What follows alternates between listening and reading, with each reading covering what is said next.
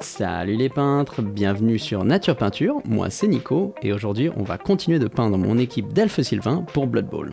Dans les deux dernières vidéos on avait vu le spandex vert, du freehand ainsi que la peau et dans cette dernière partie on va peindre du NMM. J'espère que cette vidéo vous plaira mais en attendant attrapez vos pinceaux, on est parti.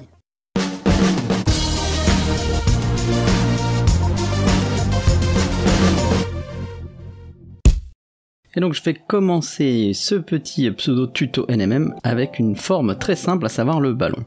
Là vous voyez il a une première couche de marron très foncé et je commence ma couche suivante avec un marron un peu plus clair ici. Et là-dessus, si vous avez vu la précédente vidéo sur la peau etc, je l'applique surtout sur le haut, la partie plus à la lumière. Ensuite je mets un peu de reflet en dessous, comme il y a de l'herbe je mets un peu de vert en dessous pour avoir des reflets. Vous voyez là j'ai bien fait attention au lining de mon ballon parce que le NMM, les choses importantes, les linings, les reflets et le contraste de valeur, c'est-à-dire le contraste entre la valeur la plus haute et la plus sombre qui est très forte sur du métal en fait. Et donc après ce premier jet, je commence à faire mes éclaircies suivants là. On monte un peu plus haut en valeur. Et cette fois-ci par contre cette valeur plus haut je vais la garder sur le haut évidemment et sur des zones plus réduites que le premier. Vous voyez le premier marron là un peu plus clair, je l'avais fait sur toute la zone en haut qui prenait le soleil. Alors que là je le réduis, je fais surtout une ou deux bandes sur mon ballon. Avant toute chose, je me suis vraiment assuré de l'angle de la lumière, c'est-à-dire que j'ai choisi un angle de lumière qui tapait la figurine et je check ça à chaque fois pour m'assurer que c'est là qu'il y aura le plus gros éclairci, la valeur la plus forte pour mon métal. J'ai rajouté un deuxième reflet à l'opposé, là vous voyez sur le ballon. Il y a le premier que j'essaye d'aligner avec le reflet du cuir du ballon, l'éclaircie du cuir du ballon, et le deuxième qui est un peu plus à côté pour le rendre quand même assez intéressant. J'oublie pas que mon métal il se reflète en dessous, là vous l'avez vu, j'ai tapé le dessous du ballon en l'alignant avec celui du haut. Et là je fais le deuxième reflet, comme je l'ai dit, sur le côté juste pour le rendre plus intéressant, parce qu'il y a plein de trucs autour que j'imagine être reflétés sur mon ballon. Voilà. J'espère que utiliser cette forme simple vous permet de visualiser comment je le peins. C'est seulement mon deuxième essai de NMM ici, donc je sais pas si ce sera un vrai bon tuto, mais en fait c'est plus je vais vous montrer ce que j'ai appris en peignant ce projet. Et enfin je fais mon dernier éclairci, là je fais une couleur ultra claire que je garde pour seulement l'endroit qui prend le plus de lumière, et c'est l'endroit qui est de mon ballon qui est le plus tapé par le soleil ici. Et vous voyez l'effet, je trouve que ça rend plutôt bien. Ça lit comme du métal. J'oublie pas de le toucher un petit peu en bas évidemment. Comme vous voyez c'est vraiment à l'opposé, je fais une diagonale qui passe par le centre du ballon et bon, j'ai mon autre reflet.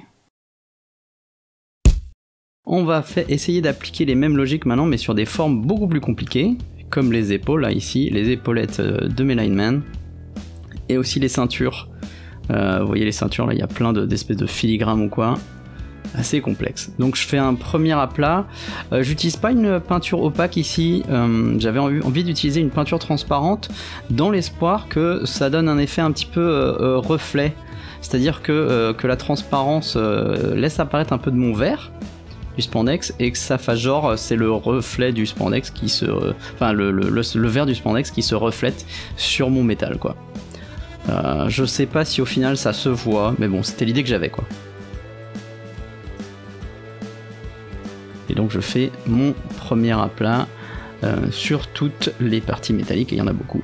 Il ne faut pas oublier le masque, là fallait être précis, je ne vous le cache pas.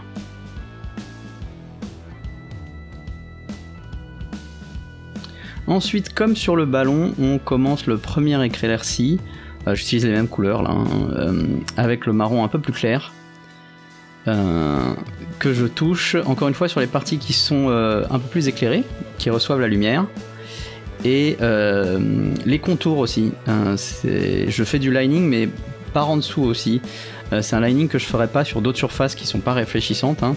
Là vous voyez sur l'épaulette, je sais pas si vous le voyez, mais sur l'épaulette je ferai le en haut qui prend la lumière, mais je ferai les arêtes qui sont tournées vers le bas aussi, parce que c'est la réflexion du sol, des trucs ambiants, des trucs en bas quoi.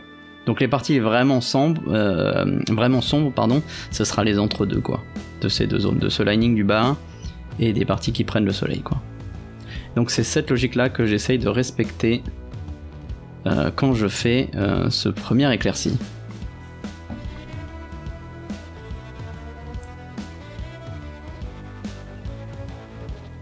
Là ça demande d'être beaucoup précis, très précis là évidemment sur ce masque.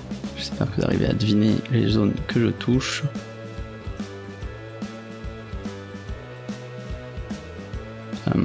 Il n'y a pas tant de zones comme ça qui vont rester marron foncé sur le masque hein, évidemment, parce qu'il y a beaucoup d'arêtes sur ce dernier.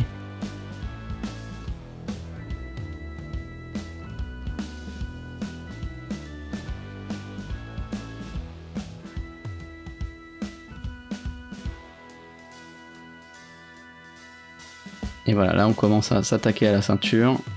La partie en haut là de la ceinture, elle prend le soleil, elle est à la lumière, donc elle prend mon marron plus clair, et pareil pour tous les autres, hein, les autres parties. Là j'essaye, en fait, ma logique que j'applique, c'est d'essayer de laisser sombre les parties qui sont plutôt perpendiculaires à la lumière, parallèles pardon à la lumière, parce que j'ai l'impression que c'est celles qui sont le moins éclairées.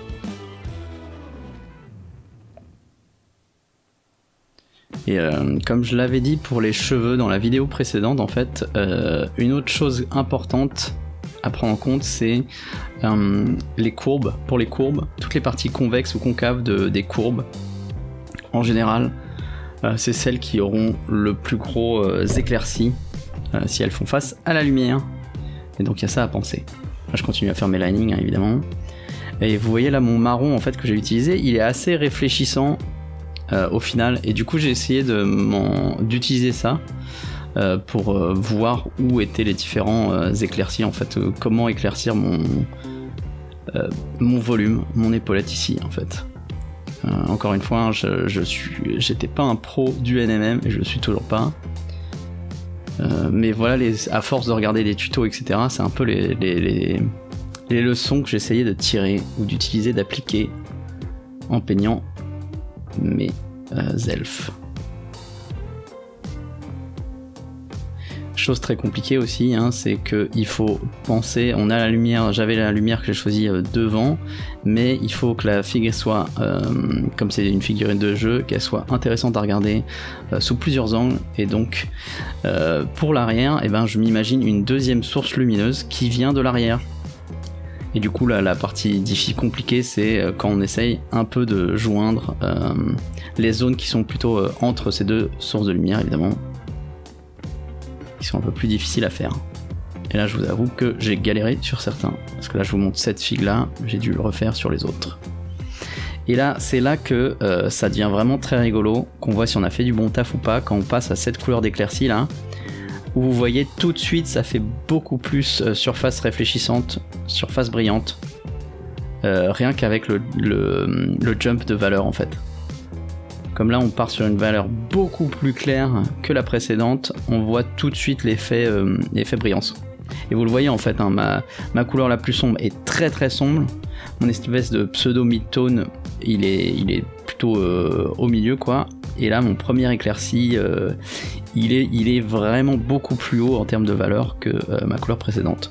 Et c'est ça qui aide, en plus des placements corrects de lumière évidemment, c'est ça en plus qui aide à donner un côté brillant / métallique.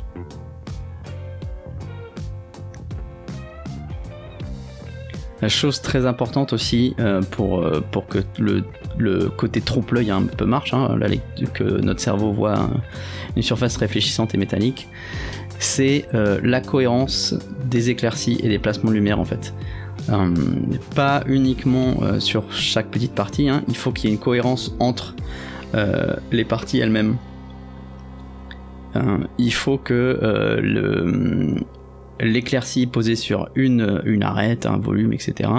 correspondent bien sur les autres volumes. Il faut qu'ils nous donnent l'impression d'une lumière unique, quoi, je veux dire, ou en tout cas commune, quoi, qui respectent la même lumière, quoi, si vous voulez. On va pas avoir un volume qui nous dit que l'éclaircie le plus élevé, il est à gauche, il vient d'une lumière à gauche, et que l'autre, il vient d'une lumière à droite, quoi. Ça serait pas cohérent, surtout que là, ma lumière la plus forte, c'est le soleil, donc tout doit venir du même endroit.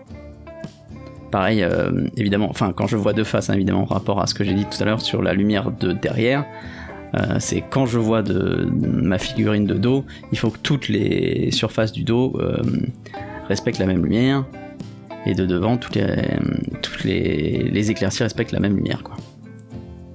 Donc c'est vraiment ce que j'essaye de faire. Là, vous le voyez, là, sur cette épaulette là qui a plusieurs espèces de grosses arêtes un peu bizarres, j'essaye de faire en sorte que l'éclaircie soit alignée sur les autres, quoi. Que si l'épaulette était pleine, il y ait un seul et même éclairci, et que ça soit une bande qui sorte du même endroit, parce que c'est presque un cylindre, le truc. Enfin, en tout cas, là, ça correspond à la courbe de mon épaulette. Et donc, à l'apex, on va dire, de la courbe. Encore une fois, là, vous le voyez, là, à nouveau, on tape la partie un peu convexe ou concave. Je sais plus lequel des deux. Oh là là. Mes heures d'école sont trop loin derrière moi. Pour me souvenir lequel est lequel.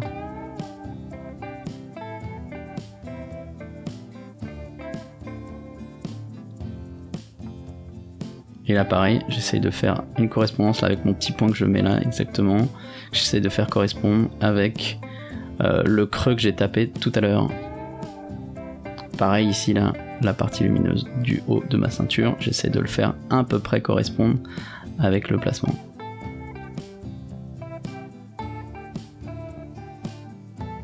D'ailleurs, je pense avoir fait une erreur sur la partie du bas, que j'ai mis un peu trop à gauche. Parce que ça fait croire qu'il y a une lumière qui vient de droite, là ici qu'on voit du dos. Ce qui, je crois, correspond un peu moins avec ce que j'ai fait là. Peut-être que je suis en train de corriger. Ouais. Comme quoi, c'est très compliqué de peindre du NMM. Mais que même si on fait des petites erreurs, c'est ok. Là, j'ajoute mes petits reflets de verre.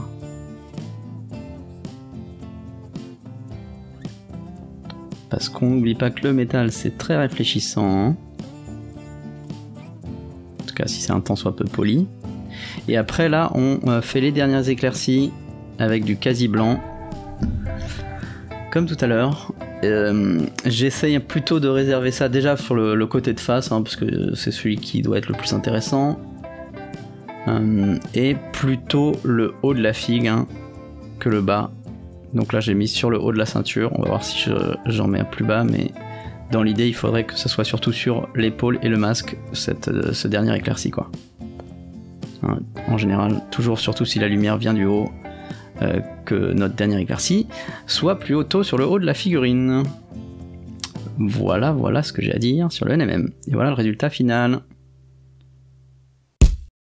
On va passer au socle maintenant pour se changer un peu les idées. Chose plus simple, hein, je fais une première couche de contraste, hein, pour juste faire la terre. Ensuite j'ai collé un tas de petites tufts très courtes. Je leur mets un lavis dessus, juste pour un côté un peu plus réaliste en fait. Je trouve que c'est important de peindre ces tufts pour augmenter leur réalisme. Évidemment, vu qu'on peint toute notre figue, pourquoi ne pas peindre nos tufts, voyons. Et après le lavis, on fait un petit brossage à sec, surtout vers l'avant de la figurine, hein, pour voilà, continuer cette logique. Ça donne un effet aussi comme si la figue avait une ombre derrière, si j'éclaircis surtout le devant. Voilà, un dynamisme à tout ça. Et une fois que j'ai fait ça, je fais ma petite ligne pour donner toujours un effet terrain de Blood Bowl, hein, petite ligne. Je prends une peinture grossière et pas diluée. Et voilà, et je l'applique comme cela. C'est tout pour mon socle. Et voilà le résultat final de la bande. J'en suis hyper content, très fier. Comme j'avais dit dans les premières vidéos, j'ai gagné quelques petits prix avec ça, hein, pas des concours de malade, mais des petits prix, et ça m'a rendu très fier, parce qu'au départ je l'avais peint pour du display pour moi. Et voilà, là on voit les volumes que j'ai tenté de faire sur les épaulettes, hein, avec le NMM. Je trouve que le masque et les ceintures fonctionnent très bien. Les épaulettes sont parfois un peu approximatives parce que c'est des formes très compliquées, et j'ai pas toujours réussi. Là vous avez un autre exemple de la ceinture dont je suis ultra satisfait. Et le ballon marche très bien. On le voit un petit peu mieux là encore sur cette lanceuse là, dont je suis très fier. J'adore ce que j'ai fait pour son visage. Mais le NMM marche super bien aussi. Là vous voyez bien ce dont je parlais, le fait d'avoir une cohérence entre les différents éclaircis là sur la ceinture.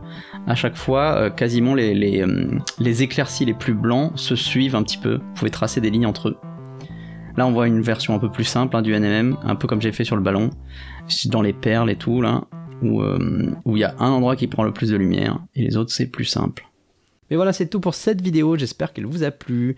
Si c'est le cas, n'hésitez pas à lâcher un petit pouce en l'air, et si vous avez la moindre question, n'hésitez pas à la lâcher dans les commentaires. C'est également la fin de cette série, j'espère qu'elle vous a plu. C'était des tutos assez détaillés et plutôt avancés en concept de peinture, et j'espère que vous avez appris des trucs. Mais voilà, c'est tout pour moi, il ne me reste donc qu'à vous souhaiter un excellent hobby et à vous dire à la prochaine. Salut, salut!